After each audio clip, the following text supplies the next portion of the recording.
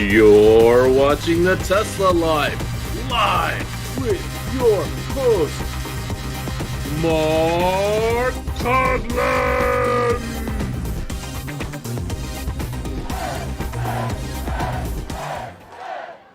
Hello, everybody, and welcome to the Tesla Live number 332. Here we are on the 8th? The 8th of November, 2023. Welcome to the show. 2 weeks or 3 weeks? Oh, I didn't know that worked on. I didn't know that worked on a third-party camera, or that I even had it turned on. He's got balloons, man. Patrick, we don't have balloons. I don't know why Casey has balloons. He's got the controls, yeah. Man, It's some Apple stuff, apparently. Colorful balloons too. Yeah, but what I was referring to, for those of you that aren't aware, is at the end of the month we've got a CyberTruck unveiling launch. So 3 weeks. 3 weeks in a day. 3 weeks away. 3 weeks in a day. Okay. 3 weeks in a day. Exactly. Oh, I've got something for that. Oh, The cyber sweater. The cyber sweater. Yeah, it's a little too warm to wear it. At the bottom is the CyberTrucks. I only saw the Model X. There we go. There's two CyberTrucks. One in matte black and one in stainless steel. Stainless steel. Sure. Well, welcome to the show, everyone, and of course, introducing our co-hosts. We have Mr. Casey Green joining us from someplace undisclosed. We're not gonna. Someplace with balloons. Probably Party City. That's where Casey is today. I think I can make bubbles. Yes. No, I can't make bubbles. Oh, I do fireworks. My God! What? Crazy. My gosh, he's got all sorts of tricks up his sleeve. Fantastic. And joining us from the West Coast, Mr. Patrick Connor joins us. How are you today, sir? I'm good. Hello, Tesla Nation. Should be a fun show. Exactly. And there's Moto joining us as well. Very nice. Someone's got a cookie. Someone's got a cookie. It's going to get out of hand. Watch out. It will get out. And it's a chocolate cookie too? Oh my goodness. Looks like an Oreo. Could be trouble. Could be trouble. Well, guys, we got a ton of news, which is not surprising. Going to start on the first story. And Patrick, you had talked about last week about how we missed a story. That's right. We brought this story up front to begin with, and that is about a Tesla lawsuit that was ruled in the favor of Tesla for some software concerns. Can you expand upon that? Yes. First, I have to say that this was a tragic accident or crash, and one person lost their life, and that's always sad. Their family, there were two other passengers in the vehicle, and they sued Tesla, claiming that it was a problem with autopilot, and that's what caused the death. So that went to trial, and Tesla won. Just right now, it's a level 2 system. So you, as the driver behind the wheel, are fully responsible for what happens. If it turns towards something it shouldn't, you grab the wheel and you correct it. And I really think there was no case, but I understand that the family's grieving and they want to blame somebody other than their loved one. But the reason that this is a historic event is that we're only going to move towards more autonomy. More vehicles are going to have assistance features and eventually full self-driving. And how that is dealt with as a society and in the courts and with law is new territory. And every one of these firsts are going to impact how this future rolls out. And we want to get to a point where vehicle travel is safe. And part of that means no humans behind the wheel eventually. And so the fact that Tesla was not blamed for this is, I think, a step in the right direction towards getting us to that safer future. That's why I thought it was worth mentioning. Yeah. It was interesting. The jury was what, 6 or 9 to 3? So 3 people thought that this was I guess 12 people would be 9 to 3. But three people seem to think that this was somehow Tesla's fault. And once we do get to that future that Patrick envisions, are you gonna take this off where you can go? Once we get to the future that Patrick envisions, even where there are no human drivers on the public roads, just on like closed tracks, we're still gonna have crashes and deaths. They'll just be a lot less frequent than they are today. Right. Yeah, I find it interesting, Patrick. The point that you make is that this new feature is going to be tested in court many times. We get to a position where it's offered or it's standard knowledge that the software acts in a certain way. People have a certain responsibility while they're in the vehicle, and that responsibility will change once we get to those different levels. But until we get to those different levels of autonomy, I can see a lot of these cases coming to court. But of course, there's going to be precedents set. Even this victory for Tesla will be part of that precedent, where we're going to be looking at, well, what did the owner of the car sign when they agreed to use a level 2 system? Oh, here are their requirements, and did they fulfill those requirements? Well, in this case, probably not. Therefore, it's not the company's fault that they signed off that they were going to use the vehicle in a certain way and decided for whatever reason that they were not going to do that at a certain point in time.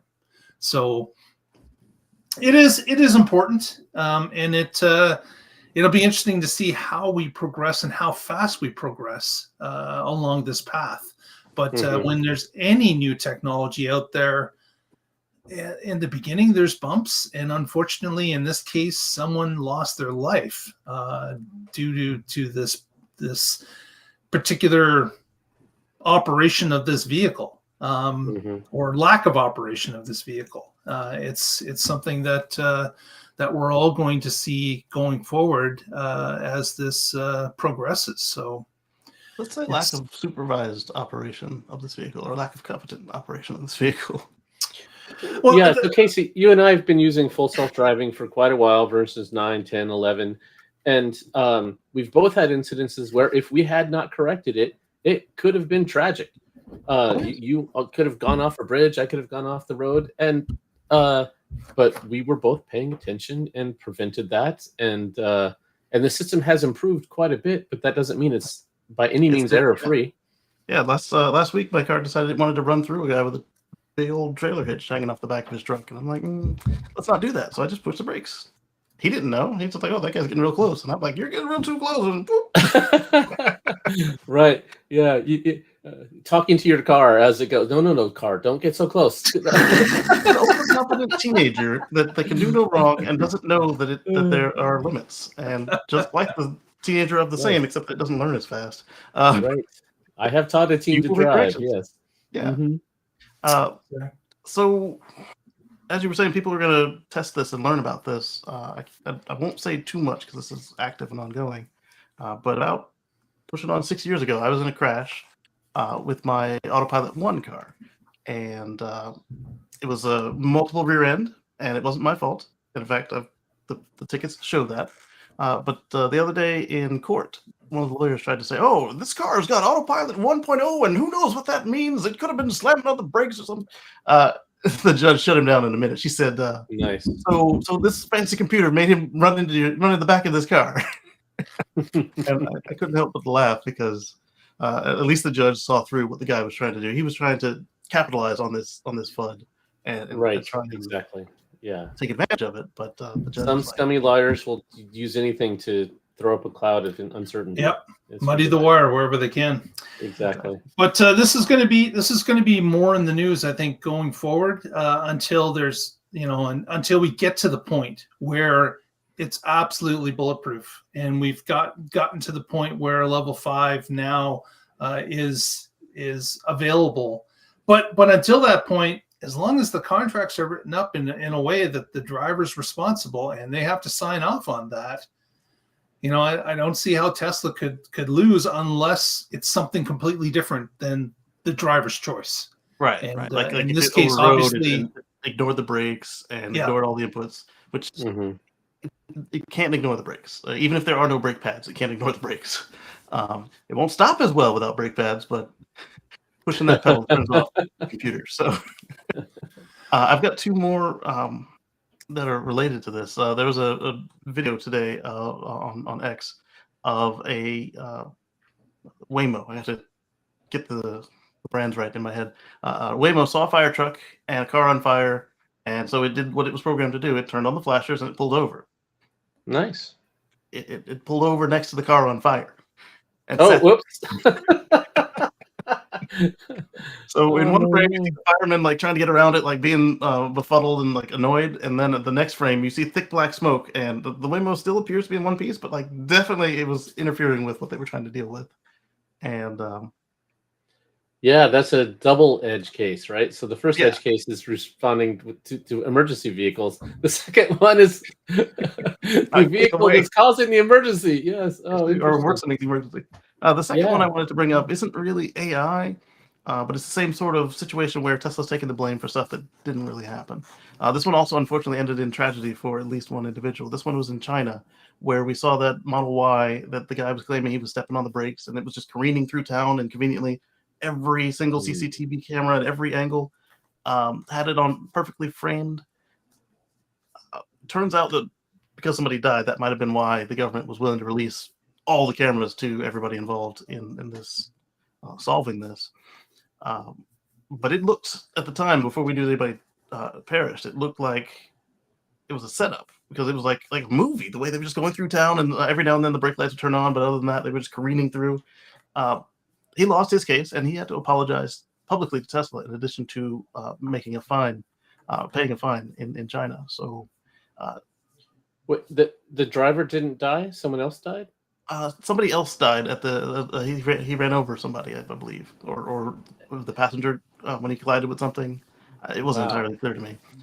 Right. So if someone else died and this person was doing this for some stunt or I don't know if they were doing it for a stunt, but they were lying, just as all the other cases we saw with the brakes in Tesla in China. They were lying about the brakes being bad, and it was them, either pedal confusion or who knows what that person was doing to go through the whole town on the accelerator like that. Yeah, that's weird. Were they? I don't know what would. They obviously weren't just in a hurry. And if you're seeing the brake lights come on and off, they're obviously using the pedals. Or at least coming off enough that regen can take enough effect that it's enough negative G's that the brake light switch activates. Sounds. I mean, obviously, there's a whole lot. There's more to this story, and potentially this person should go to jail for manslaughter. Yeah. Well, again, I think we'll leave it at that and move on to happier subjects at this point. Thank you. Yes, good idea. I like it. More balloons, Casey. Yeah, more balloons. Yes, we've got. So what we've got as well is we've got the now balloons are done. Like they just left the show. They're done. They've all popped. Three. I'll talk about three, and the way I do three is like this. So. Oh my gosh. We've got a new story out that V3s are expanding in the US. We've got our second and actually our third. We've got our third as well. V4 has set up shop in the United States. The second one officially, the first was Sparks, Nevada, and the second now is Plattsville, Alabama. All places. And we've got I got a quick photo I can share of that new location. Hockey day. There we go. Interesting that and I still don't understand why some set them on the line and most set them on the curb. Right. Or even better is the ones that angle them in. Yep. Like there's such a variety of Tesla installs, and it's like I'd be real curious to understand what the reasoning is. If maybe the place it's being set up is dictating this, or is Tesla dictating this? My guess is it's whatever is cheapest to trench, because trenching is the most expensive part of this. That's true. Okay. Well, one of them. I'd say the permit's probably also up there. I will say this though, that I rarely see the pedestals in the space or near the space in places where it snows. So, because the snowplows tend to be a problem. They can sleep through. That's true. That's true. If it snows, and Alabama is not a place that typically snows, so Not often. probably going to be never. okay there. Yeah, but yeah, if it does snow in Alabama, they probably aren't plowing it. It's probably just going to melt, and they'll be fine. And again, the bullards are the dark gray color, so not red. Not red. So that's another change that's happening. The third one that opened up was just in metropolitan Atlanta. So East Point, Georgia, I believe it was. Before you leave this one, dark gray just seems like a bad idea. They're not as visible. Not as visible. And especially here where it's you could easily back into that. And obviously I'm glad it's there so you don't hit the charging station. Right. But still, why not make it some bright yellow, bright red, bright something? Right. One little reflector, and as I saw, a Model 3 standard range can just push them over just as much as a juiced up pickup truck. I told you guys about that story at the Teslas have some horsepower, so yeah. The other thing I was going to mention is the bullards are a little bit shorter according to this picture, and then I realized that's probably not the case because of course the Superchargers are taller, as Patrick's photos from last week had shown us. Yeah. Yeah, because this one is the height of the base of that light poles, and those aren't usually very short if they're elevated like that. Yeah. So yeah, that's great news, and we've got a few more that are scheduled to go. We've of course got Patrick's one, which wasn't open yet in Wilsonville, Oregon.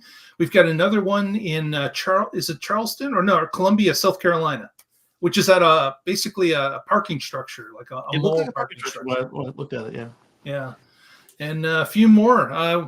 Again, supercharge.info if you want to check out some of the threads of these newly opening locations. Yeah, if you see the one near me opens, I will go again and actually charge there just to try it out. Yeah, that will be cool.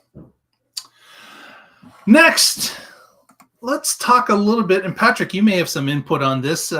Jim Cramer, who is a stock personality on.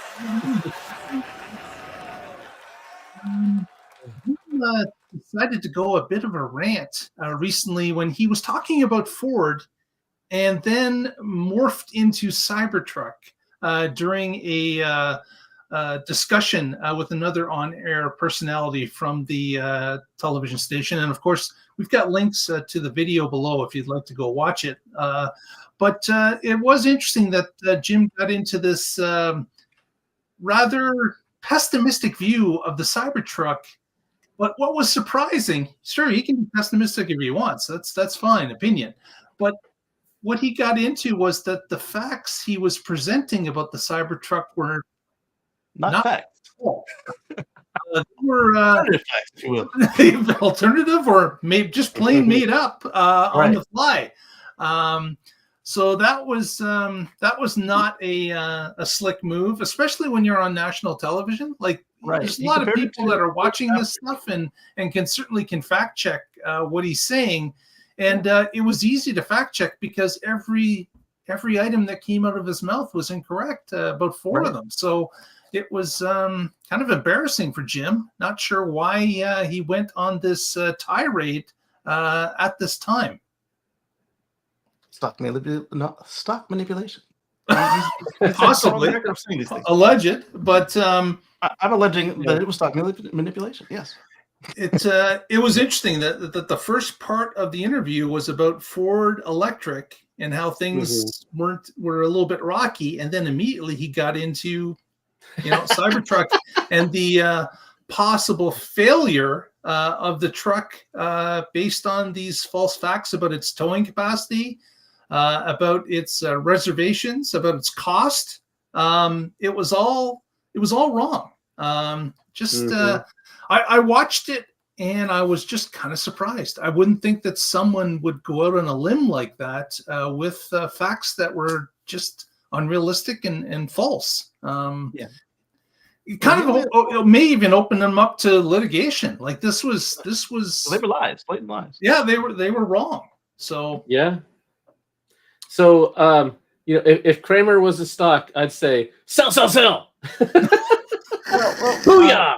There is something called the inverse Cramer, and so basically somebody's running a I don't know if it's an ETF or just a service where it tells you basically what he says, and it inverts it so you can just buy what they say, and it's done pretty well for itself because the opposite stock. Not very accurate, exactly. Yeah, yeah. So he didn't have very many points, but the points he made were just like ridiculously wrong. So he said that the truck will cost over $100,000, which is extremely unlikely. There may be a trim that gets there, but it's not likely. And he said that the truck would have less payload than his Ford Maverick. Remember, the smaller than the Ranger, the smallest Ford pickup truck. The Maverick has 1,500 pounds, and he says that the CyberTruck would be less, despite on the wall behind Elon, behind the truck, it said 3,500. Go to the website today, it still says 3,500. Yeah, there's a fair case it's going to be 3,500, isn't there? Like right. Or at least more than 1,500 for sure. They took the time to put the 6 bolts on the wheel, which as a manufacturer, you take as many parts out as you can, especially if your manufacturer is Tesla. They really love not putting extra parts in, and so if you need a minimum of 6 bolts to do a certain class, that's what they're going to do. He also said that the steel was not. He insinuated the steel was not robust. Stainless steel. You have to really. It's bizarre. It's almost like he had a lapse in judgment that lasted the entire segment. Yeah. Or he has some other motive and does not care about facts. Who knows what? So this show's not stock advice, and I would also say Jim Cramer is not someone you should take stock advice from. He got the license and he can say all that stuff, but we recommend personally that you second guess and get second opinions on anything that comes from that guy's mouth. Exactly. I mean, she's so wrong about Tesla for so long, and then eventually hired Rob Maurer to work at the Street and started listening to Rob, and actually finally had good information about Tesla for a while, and now he seems to be back at square one of just getting it wrong again. Anytime a question about Tesla comes up, he should just say, I will defer that to Rob. He works for me. And here's his. I don't even know if Rob still works for Cramer or not anymore. Maybe he doesn't. Maybe that's why Jim. Maybe that's why he's gone off the rails. But interesting. Take a look at the link if you're interested to see how wrong he gets it, and just kind of goes on this little bit of a rant, and it's like there's no point to it. I don't know why. I'm not sure why the guy has any credibility anymore. Like Casey said, there are people that look whatever he recommends, let's do the opposite, and it's making more money. Right. Yeah. Sounds more like a television personality than someone that's actually analyzing what he's saying. Mm-hmm. And there might have been a time in the past when he could effectively do his job, but I think he's beyond that now. Probably. Depending on which link Mark gave us, it's probably a really short watch. So do watch it, be entertained, have a good laugh, and at least you'll know what some of your friends that like to nitpick you about. Oh, you like electric or you like Tesla? You'll know where the heck they came out of left field with this nonsense. Yeah. Mm-hmm. Next story, off to Puerto Rico, and Patrick's got a story about Puerto Rico. That is right. So Tesla launches large-scale. I shouldn't have put this in my mouth right before talking.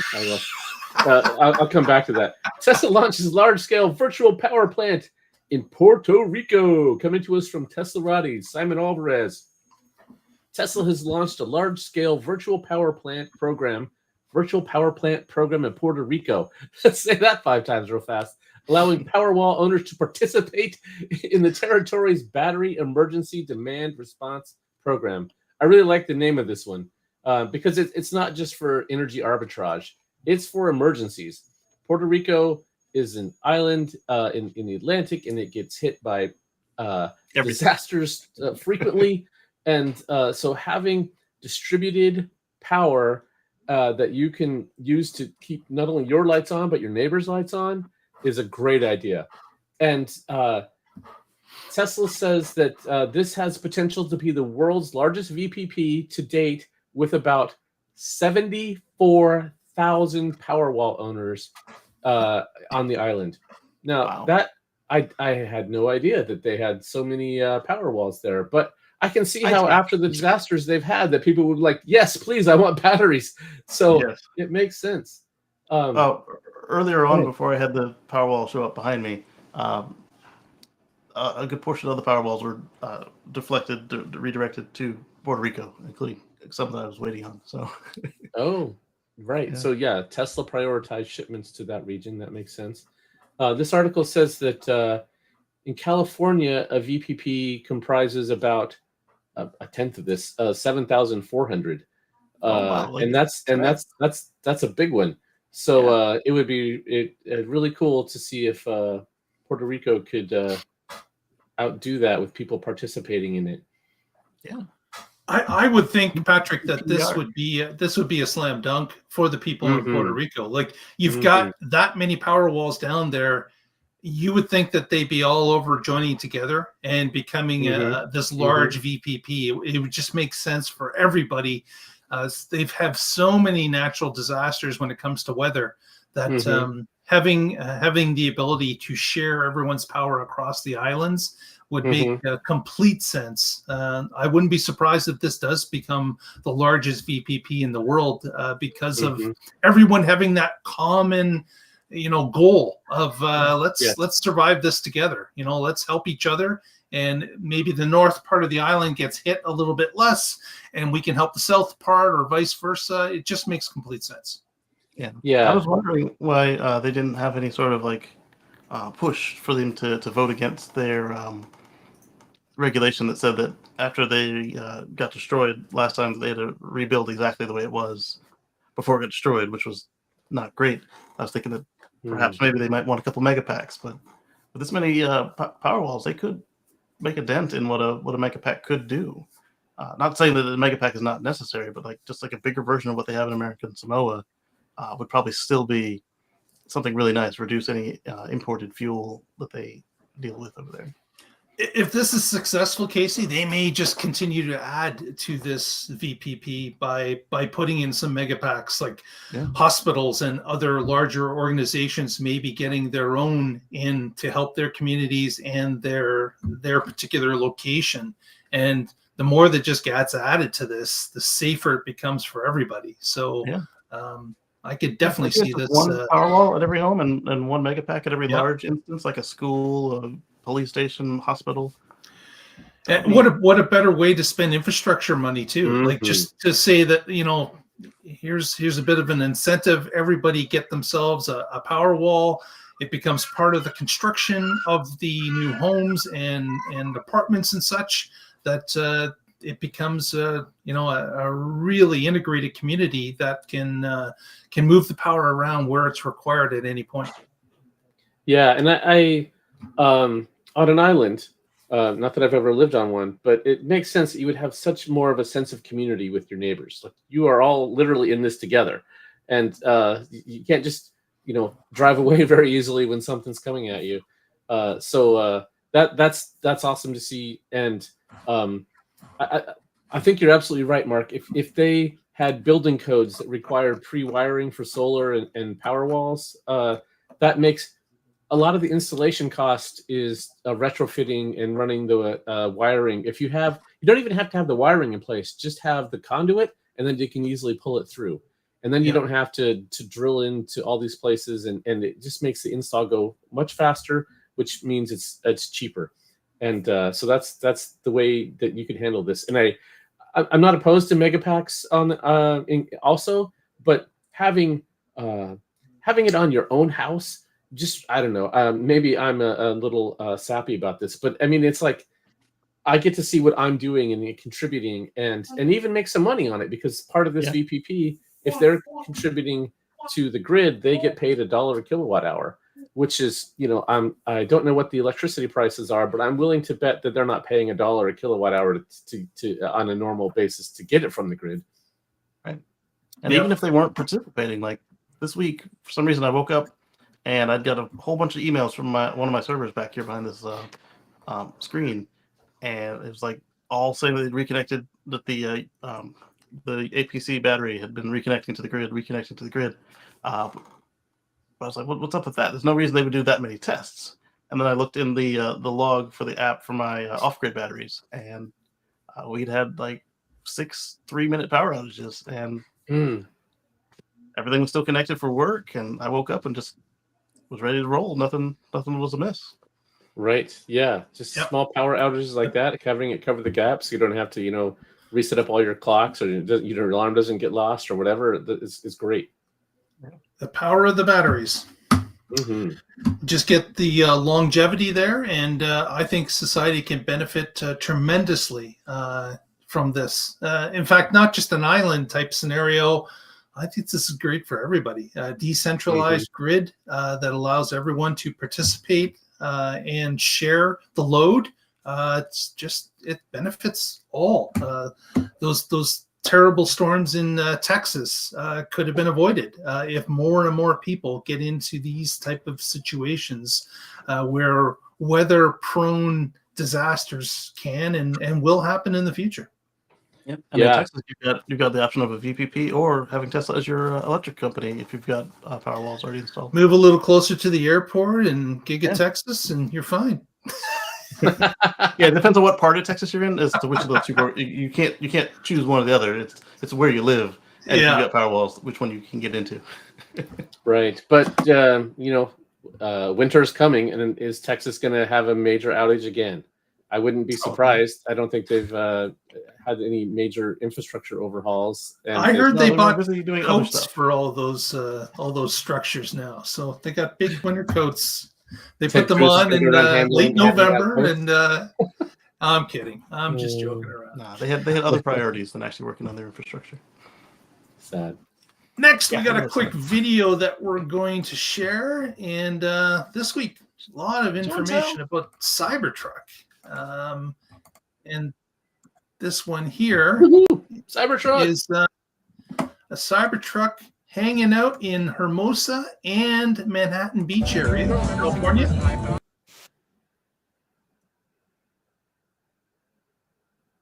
Very cool. And they're performing some sort of a video shoot. So obviously, they've got themselves some billing for the CyberTruck, and are doing a video shoot that they're recording for, and probably having to hold back on the release of this until Tesla lets them release it. Right, I'm sure. Powered liftgate we're seeing there. Yeah, very cool. Yeah, some of the auto magazine outlets are getting early access, and then my guess is it will be embargoed until the 30th at the Tesla's unveil day. And so is this one from Top Gear or who? Top Gear, yep. Is that Top Gear? Is that Top Gear USA or Top Gear Classic? Because I've stopped keeping track with it. That I don't know. The gentleman in a black shirt has a bit of a British accent, but that doesn't necessarily mean that they're from the UK. Right. So yeah, Car and Driver here has one also. Kind of interesting. You can see the light bar in the back in the Volt. I think that's the tie down track. Oh, really? Yeah. Just catching the light to make it bright. That could be. Yeah. Could be. We'll find out in 3 weeks and 1 day. That's right. Getting closer. Getting closer. Yeah, it's the tie down track. It's all the one on the other side.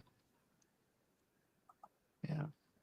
But I'm excited. So yeah, that's we've got some definitely some more and more CyberTruck news that is hitting us every day because of course we're getting closer. We're 3 weeks away, and it's going to be a push. Certainly getting into the last few days.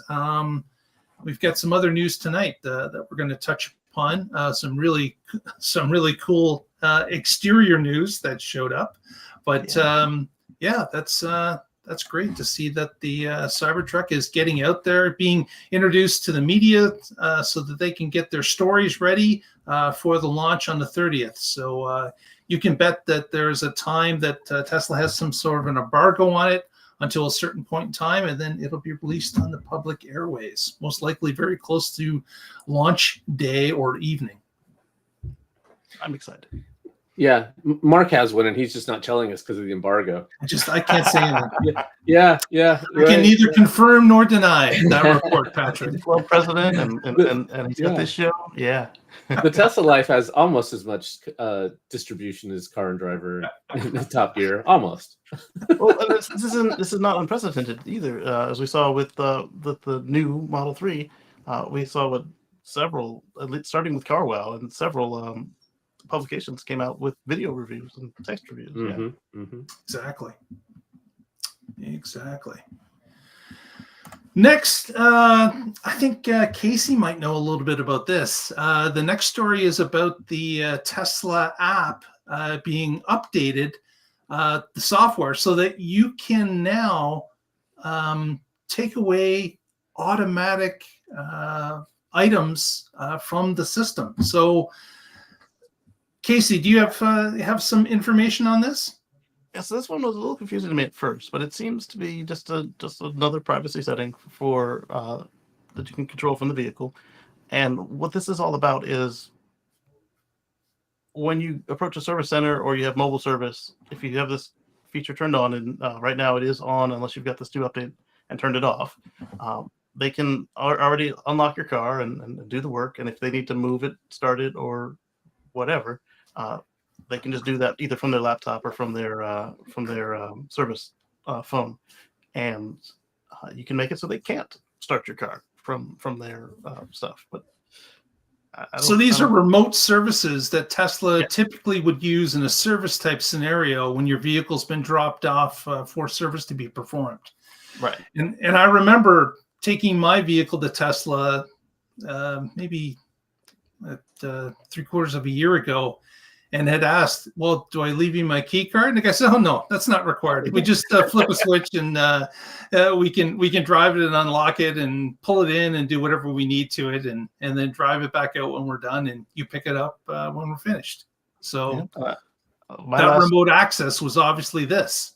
Exactly. And my last in-person service back in May or so, June, whatever, I forgot to give them a PIN code so they could start the car, and they didn't know until they'd already checked the car out and they had to get it off the charger that I even had one.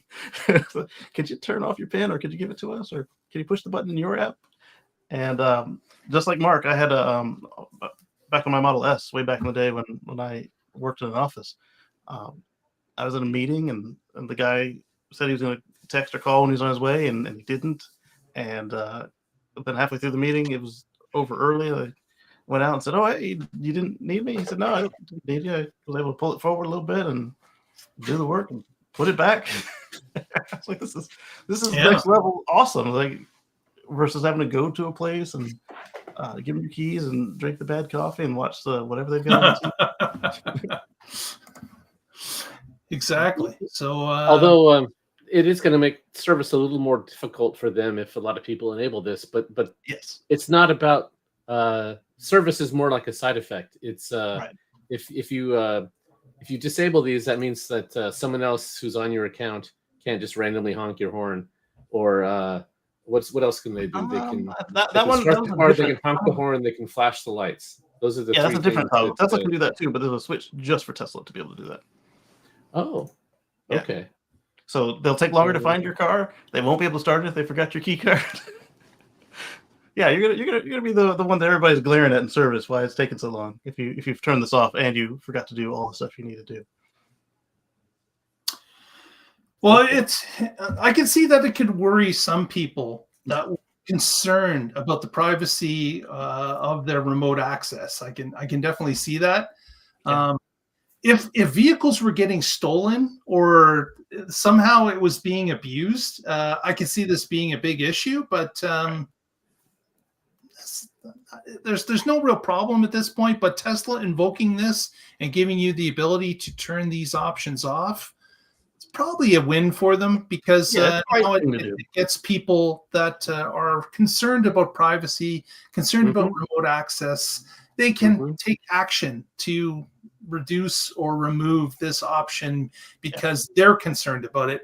Where the vast majority of us, we're probably just going to leave the settings sit as it is, and Exactly. we're quite happy to allow Tesla to use these remote access items when we're away, or to have our family members beep or honk or flash the lights at us, or Right, change and Your wife wants to control you, and then the Tesla one turned on. Like you can mix and match it, and the Tesla one is always removed once your car says that it's done with service. Either like it automatically detects that they fixed it, or they've checked you out of service, depending on what you're in for.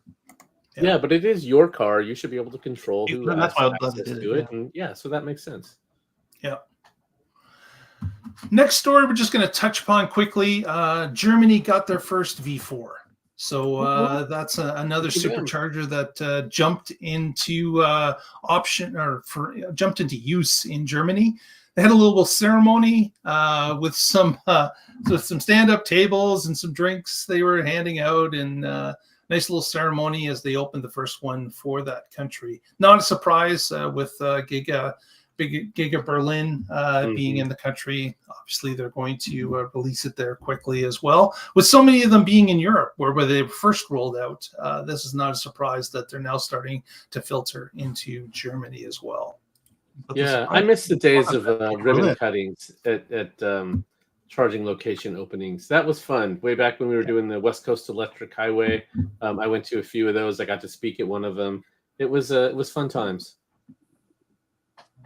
Indeed. Yeah, but now, Patrick, you'd be doing it as a full-time job and traveling the country and doing 3 or 4 of them a day.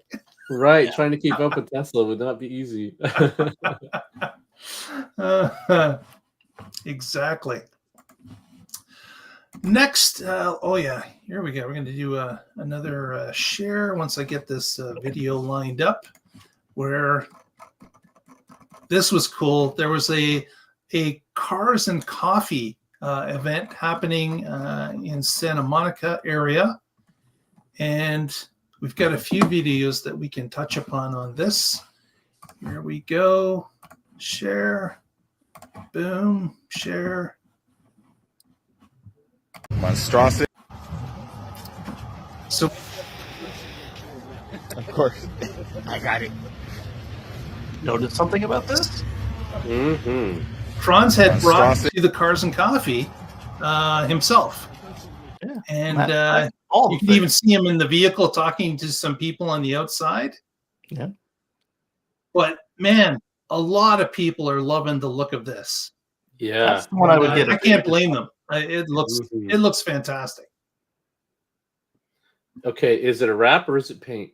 This one's a wrap. But if they had like the Samsung stainless steel smoke gray, I would go for that. How do you know it's a wrap? Because there are pictures of the wrap bubbling and not going around the creases correctly. The way the paint would not. Okay, all right. Oh, paint could do that too, but that wasn't paint. Yeah, all right. Cool. Yeah. And then we got this other video that we can share of, I guess it's Franz earlier in the day or about to come to that particular event. And we will share that video right here. Boom, share.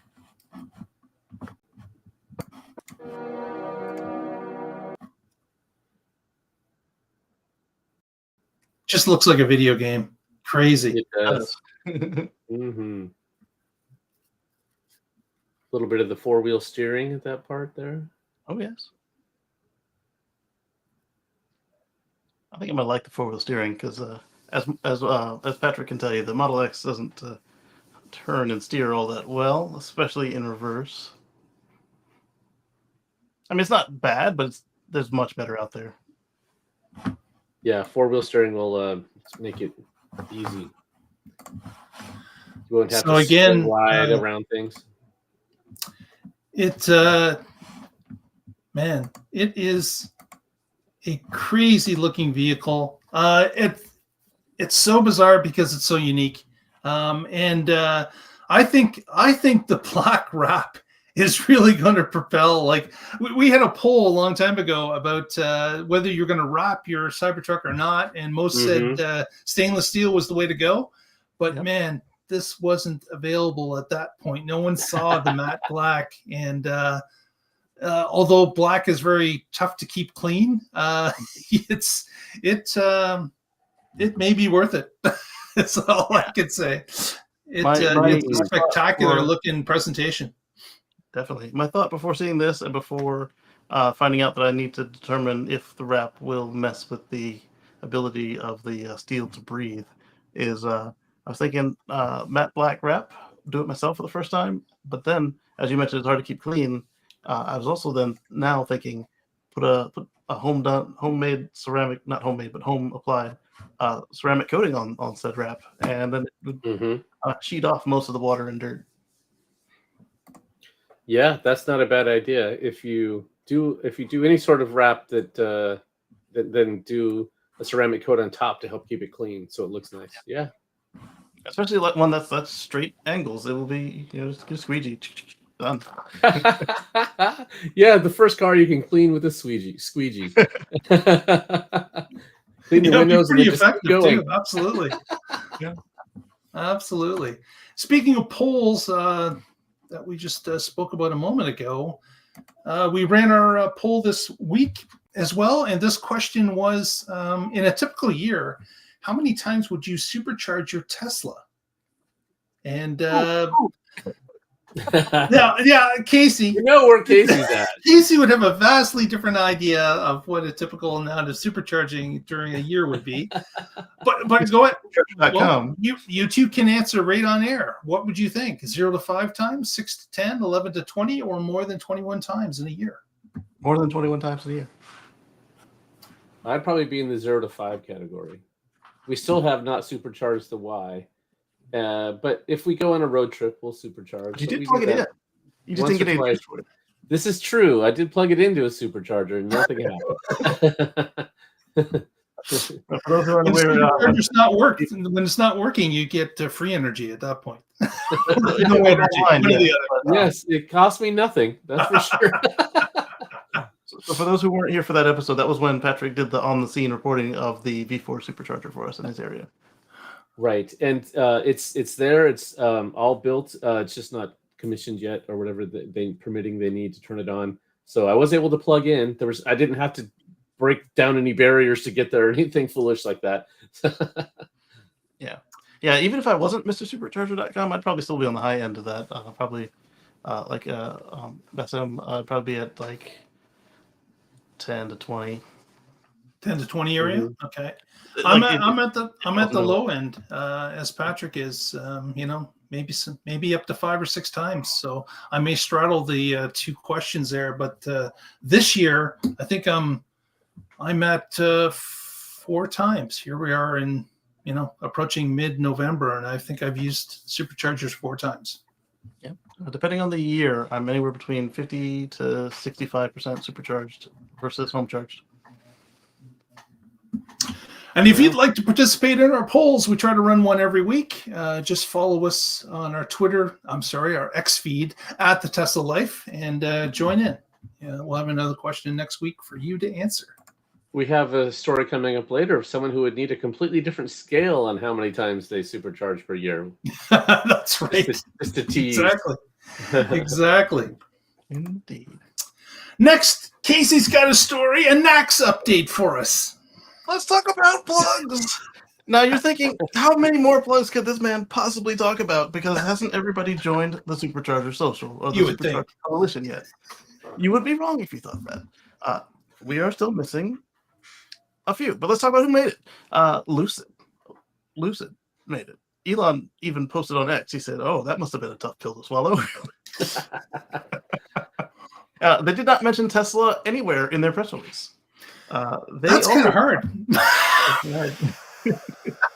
They did 2 things different than everybody else. They did what Toyota and Ford did, and they mentioned 15,000 plus superchargers. And they didn't make the mistake that BMW made and forget to mention adapters. So there's no reason to stop buying Lucids until they make the native ports. But adapters are going to be later than everybody else's adapters, and I don't know if that's because they have the beef with Elon, or just because they were so late to sign up to the coalition, or maybe it has something to do with making them compatible at a decent speed with the superchargers. Because we also know that Hyundai is getting their adapters later, but not last. And Hyundai's got the same situation where they have to up convert, but Tesla promised them, or they promised their users, their customers, they would supercharge at full speeds on superchargers. So that might have been that was definitely something that Lucid claimed was part of their issue. They're like, it's just a piece of plastic with a couple bits of metal. We can switch anytime we want. Like, why don't you just do what your customers are asking for now? Mm-hmm. They caved. Exactly. So the field narrows again, right? Yes. We have outstanding. We've got our friends at Mazda. And then if Mitsubishi doesn't just use one of their attachments to like Renault and such, then they're also outstanding. And then we've also got the Volkswagen Auto Group. The big one. That's the big one. Yeah. They're dragging their feet. Well, we'll see. Yeah. We will see if they all come on board or if there's going to be a couple of holdouts. I'm surprised the Volkswagen Group has waited this long. Yeah, I'm surprised too. I wonder if they are making plans and just don't want to announce them. They're worried about. But they don't have to say how they did it. They could just say you can use superchargers next year, and that's what most of these folks should have done. Instead of talking about adapters or no adapters and native ports, they also just said, "Hey, just got together and said, Ford said, all right, you can use superchargers next year," and then everybody do the same thing, and then whoever was first out the gate for 2025 say, "Oh, by the way, you can throw that adapter in the trash. We got your native ports now," and then they won't have to worry about. We talked about this on Sunday about it's an Osborne effect. Yes, I could see VW having plans and just not announcing it because it's just going to be native in 2025, and they don't want to Osborne themselves for 2024, so they're just being quiet. If they're going to pull a BMW and not give you adapters, then yeah, it would be really stupid to say something right now. Like I said, BMW did shoot themselves in the foot a little bit with that. And even if they come out with adapters, you can just come out with adapters without talking about what that means for 2025. In fact, it makes it even look worse. Well, here's an adapter now that you can use because your car's not as good as the one we're going to have next year. Right. That's and no matter what they say, that's what some people will hear. And that's what a lot of people have heard. And they said, "Oh, well, I don't need a car right now, so I'll hold off." And others are like, "Well, I just got into a crash, so now I need one, but at least I can not get a Volkswagen and know that I'm good. Oh, we can't get a BMW either because they don't have a adapter. So I can get a Mercedes and I'll be fine." Yeah. Whatever. I don't know why Musk would say that hard pill to swallow. I mean, I know that he has issues with Peter Rawlinson, the CEO of Lucid, but I don't know if it goes both ways. Oh, not necessarily mutual. Right. Yeah. And then the other thing that you said there, Casey, I don't know if their adapters are going to be so late because of the beef with Elon. I want to just clear that off the table because the Tesla has released this as a standard. The specifications for the connectors are out there. They're being made by a third party. What was their name? It was Volenson, something like that. Yeah, they were the ones who came out. Which is independent of Tesla. So I mean, they would, and so once the standard's out there, they could commission someone else to make it. But the higher the volume, the cheaper they're going to be. So you'd want to get them from somebody else that's already making them, if possible, instead of doing some custom thing. And honestly, Lucid doesn't need that many of them. Right. That is really the most likely reason right there, is that because they're the last ones in line so far behind everybody else, their volume is so low. Like literally somebody pointed out that if they had access to every supercharger, they couldn't even put one at every site. So there are more superchargers than they have cars. Oh, that's yes. Yeah, that applies. Go ahead. Speaking of native connectors, we got this photo today. And as you can see, this is the vault of the Cybertruck, and we've got a NEMA connector as well as a couple of 110 connectors. And then the bottom thing we believe is a tie-down strap. A tie-down NEMA 1450 and a couple of NEMA 1520s. 1520, yeah, you can see the little side tabs. Those are 20 amp Yeah, and you called the 110 mark. I 120 just to be known. Sorry. And 100 in Japan. So this was released in a video that came out today, and of course, we're getting little bits of information as we get closer to that 3 weeks and 1 day, as we were saying, for the Cybertruck to be released. So some of the stuff is getting leaked out, and this, of course, looks like a truck that's been well used. You can see the dirt. So who knows which truck it came off of? It could be a prototype, and maybe this has changed. But this is the first look that we've got at power that can be exported out of the truck, and the plugs that this particular model had. So right. So yeah, you could have some tools in the bed of the truck and run your chop saw or whatever, and yeah, with that 1450 plug there, you can pull some serious power, maybe some arc welder or something. Yeah. And then below that, is that air? Is that air? No, this is a tie down, we believe. Oh, okay. It flips up and you can run a rope through it. Yeah, because do they have an air compressor on board as well? During the crowd storming session, yes. He said it would basically just use the same compressor that the air suspension uses. Right, it makes sense they have one. So yeah, now they just need a bid for it so they can connect. Yeah.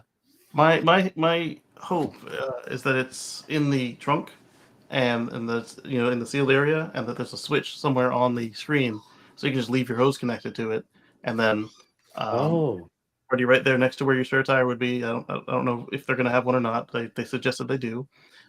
They did. No, I would be shocked if it had a spare. Teslas don't have spares. It's a truck in America. Right now, everybody's truck still comes with a spare. It's true. Some are nuts, but most of them are full size. But when has Tesla thought that what everybody else does is a constraint? Never. There's that, and then there's the reason they take them out of the cars is to save a couple $100 and a couple of pounds for fuel economy. But even if they don't ship it there, but if it still fits, that would be the logical place that you would want to just kind of have your air right there next to it for if you're going off-roading or whatever. And then it would be really cool if you don't have the spare in there, if there's enough room, that if you just leave your hose connected but not have to worry about it bleeding your air suspension out because it's still connected. That would be even better than putting it inside the bed like in the Rivian. Agreed. Or the GMs. Well, we're going to learn pretty soon. So 3 weeks and can't 1 wait day. to find out. Last story we're going to touch upon is the story that came from the Kim Java channel, the YouTube channel, where she interviewed a Uber driver that drives basically 6 days a week, does 120,000 miles in a 15-month period, and was driving a 2019 Model 3 SR Plus that he purchased used. So it was 4 years old when he purchased it. And then he started to drive this Uber regiment with it. He made a couple videos with Kim about his decision to switch, about the ability to save on maintenance and fuel costs for the life of the vehicle. He was saving about $10,000 in fuel and maintenance over a given year. Then, after about 15 months, the battery started acting up after about, I think he said about 12 months or 13 months. And he started to notice the full charge was starting to drop off substantially. And at the end of 15 months, it got to the point where he was only getting 35 miles on a full charge off of a supercharger. And it was telling him to go into Tesla. The other thing we learned is that he was supercharging twice a day, plus charging up overnight on a level 2 at home. So there was a lot of charging going on, and apparently the battery is not going to last for that type of punishment. I wanted just to bring this up. I know that many people have talked about the virtues of taking a Tesla and saving money on gas. And of course, one of the groups that would benefit the most are people that do ride sharing because they're constantly using gas. This gentleman has done a couple of interviews, and of course the link to Kim Java's site is below. You can click on the article and go to her website and see the actual YouTube video. But it's just interesting. It's food for thought as to what type of degradation these batteries will take if you're using supercharging over and over like this. So for example, twice in one day, 6 days a week for over a year. Pretty intense use. Obviously, we don't put our cars through that, but here's someone that is really pushing to the max, and it's interesting to see how the car reacted. And he did what not did you guys think about what you saw there? He didn't do 100% charges until after his range fell off a cliff. And I think he was only doing the 100% charges when the car was down to 35 miles. I think this is anomalous. We've seen rideshare cars do way better than this with Tesla Loop and all the taxis out there. What is different about this than those cars, though, is this was a short range car, standard range, where all of those were 85s, 90s, 100s, whatever was long range at the time that they bought their cars. And other than this car, the only other rideshare cars we're seeing with the standard range are the Hertz cars. And this could play into what Hertz was complaining about, but I suspect this is a one-off, very similar to some of the stuff that Richard Bills has run into, where one or two cells is weak, and the whole pack is brought down to the level of the weakest component. I don't necessarily think that the supercharging is a problem, because Tesla never AC charged their cars if they could help it, because they had free supercharging for life, and by golly, they were going to get it. And they charge 100% all the time.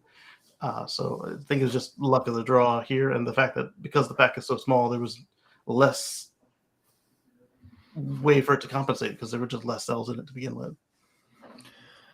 Could be part of it, definitely, but there are some unknowns in this. There are, I would like to see, we've heard about this million-mile battery, about the ability to share your car's battery maybe to the grid in the future.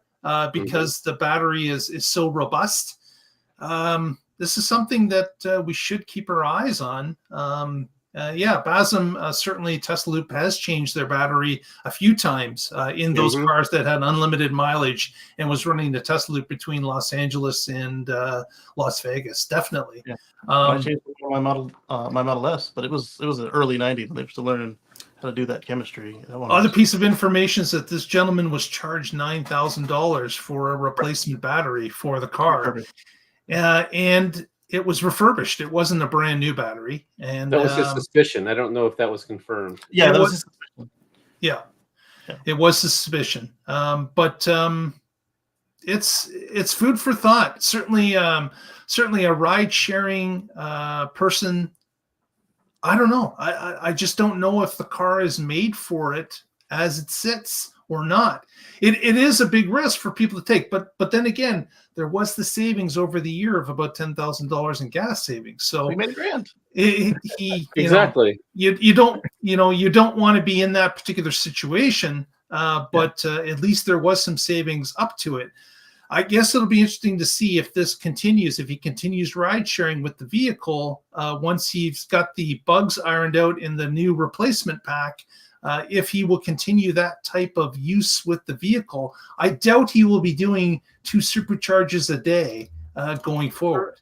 Currently, he's only using it for his luxury clients, the ones who request him specifically or contact him outside of the apps, and they want to take me to work or take my clients to here and there, which is a lot less stressful. But if for those who aren't aware, Kim Java did a GoFundMe to get him a new battery pack instead of a refurbished one, and we'll see how he does with that one. He said he was fine with the collecting the data, being the first one to do it before anybody who couldn't afford to be a test guinea pig ran into the situation themselves. And he was very, very cordial about it. He wasn't blaming Tesla for anything. He wasn't, woe is me, anything like that. He was just like, hey, this is what happened. I've ran a year-long experiment, and it wasn't quite what we thought, at least with this one unit. And it's interesting that Kim had actually had a hand in promoting, why don't you try it? Like the benefits are there. And of course, I saw during the video that she also started a fundraising for the gentleman, and actually a GoFundMe. Looks like they've collected, when I looked, over $11,000 for him. So he's going to make out okay, personally. Yeah. But again, I'm more concerned about collecting the data going forward. And if this is par for the course, or as Casey had mentioned, is this just one battery out of 100 that is a little bit different? Right. I am concerned about all the folks in New York who just bought a standard range or whatever the small range is that's available today. Maybe just base. Tesla changes this so much I don't keep up anymore. But whatever the base model is you can get today, a bunch of people in New York just did that because they were opening up rideshare for folks with electric cars, and it didn't really Tesla's the only option for them at the moment. That makes sense. Out of spec Dave, he was waiting on his Model X, and every time he went through to go deal with that, it was just swamped with folks who were getting their first Model Y or their first Model 3, but a lot of them were for the standard range because it was cheaper, and this was a business car. So I'm curious if this is a short range thing or if this is going to be a different experience than the taxis and Tesla Loop and everybody with the big batteries saw. And as Bessam pointed out, that some of them still did go through some batteries under warranty as well. Mm-hmm. So if you're involved in rideshare, this is something to keep in mind. If you're going to be charging multiple times, fast charging throughout the day, this is something to keep in mind, but we're definitely going to be watching it from the outside. Obviously, if you're just charging at home overnight, this does not affect you at all. Like this is about extreme case where it's being used constantly and has to be supercharged a few times. So it's going to be interesting to see. If you're doing cars of business for something like this, where you're just always in it, not like Turo, but like this, or rideshare, or delivering medicine or something, what I would suggest, perhaps just throw a 20 in an account, savings account, every time you supercharge, and then if you don't ever need it, you've got a nice little savings. And if you do self-insured. Self-insured. And if you do need it, you've got $9,000 for a replacement refurbished battery, and this number goes down. Remember when it was $9,000 for a Prius battery? Now you can get them for $100 delivered and installed. I don't think the Tesla battery will ever be that cheap because it's huge. But even just a couple of years ago, we were talking about what, $29,000 for a Model 3 battery, and look where we are, $20,000 cheaper. So I think 20. Right. This is huge. So if he had been driving a gas car and abusing it like this, or no, heavily utilizing it. Let's not say abusing. He could have had a transmission go out. He could have had an engine go out, and he could have easily had a $9,000 bill. These things happen with cars. They're machines. All machines need maintenance and breakdown eventually, and some perform longer than others. It's a distribution curve, and most of them are in the middle portion, and sometimes you have outliers. So this is anecdotal. I'm glad the guy's getting his money. We say it on the show all the time. You never regret buying more range. So if you can afford it, go for it, because then that's a larger pack. Whatever stresses are happening are distributed over all of the cells, and that means each one's taking a smaller load, and he wouldn't have needed to charge as much. So it would have been lower stress and less charging, and that also would have meant that he didn't have to spend that time charging twice in each day, maybe only once, and now that's more time he's available for driving. And so it could have been anyway. There's lots of stuff there, and when batteries get to the point where we do get the 1,000,000-mile battery, that's great. There's a question there about the semi. Hockey Day asked, "What's this mean for the semi if it's going to be charging quite often?" It's a very different chemistry in the Cybercell or whatever. Actually, the current semis are 2170s, right? So maybe those are similar. And they might charge twice a day. Yeah. Yeah, it certainly has a much bigger pack and a much different charging profile. And a much they're and of course they're going to run as a business, so they'll be running all the time. But you're right, it's a much larger pack to spread the load over many more cells. Right. Correct. Yeah. So, but that's another question right there. Is the long range semi going to see less battery failures or services than the short range semi? That's a 300 mile. Interesting. Well, yeah, but the short range semi should be, being used during the day and not running as much. So someone would have do some deliveries, go home. Which is why Pepsi's using them, right? Distribution route, certain hours of the day, they can test all this stuff ahead of time. But this person is testing really on the outside. Like this is something that it benefits all of us. I think it'll be interesting to see as this goes along. We're short on time, guys. Let's wrap this up. Casey, any shout outs for today? Yeah. Catch me and hopefully some other people on Sundays at 1:10 p.m. Eastern on youtube.com/Casey Green or at Casey Green. And if you like this, it's pretty much the same thing, just whatever pops up between now and Sunday. And then, we do it again, whatever didn't pop up the first time. And also we touch on other manufacturers and then other topics that are tangential to this. Like, hey, let's put something in your yard or put something in the house. And it's pretty cool stuff. Excellent. Patrick, what do you got for the crowd? As always, I'm with the Oregon Electric Vehicle Association. You can find us at oeva.org. And we've actually just redone the website, and it's really cool. There's a lot of content about our Endu event. That we had a Detroit Electric 1914 vehicle there, and one of the local museums brought it, and so we took a ride with them, and it all got recorded, and that whole thing is up there. Brian from My Tesla Weekend was there and gave a presentation. That's recorded and up on the website. And there's some other cool stuff up there. So check it out, oeva.org. And I blog occasionally at carswithcords.net. As you can tell from the story I covered, I am obsessed with VPPs.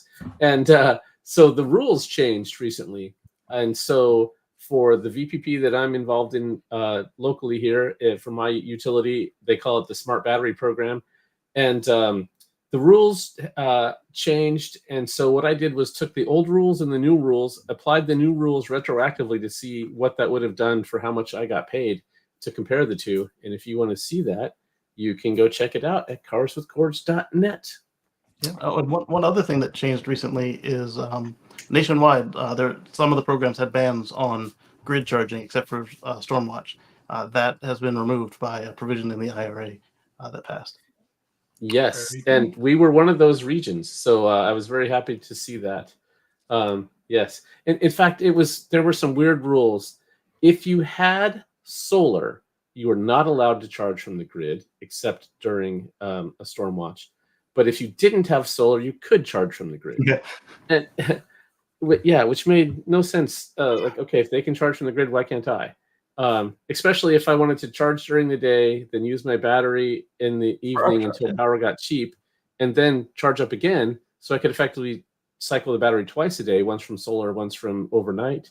And during the winter, that would be helpful. But now those rules are lifted, so that's awesome.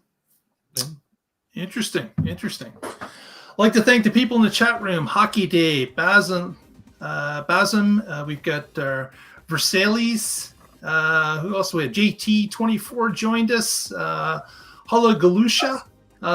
Thanks to everyone for joining. Appreciate you being there. Get with us next week on Wednesday, 7 p.m. And together we will find out what is happening in the Tesla life. I'll tell you what we're doing. We're bringing you a future. What kind of future? Balloons. We are bringing you a future free from fossil fuels. Thank you, Casey. And balloons. Good night, everyone. Have a great week. Stay positive, test negative.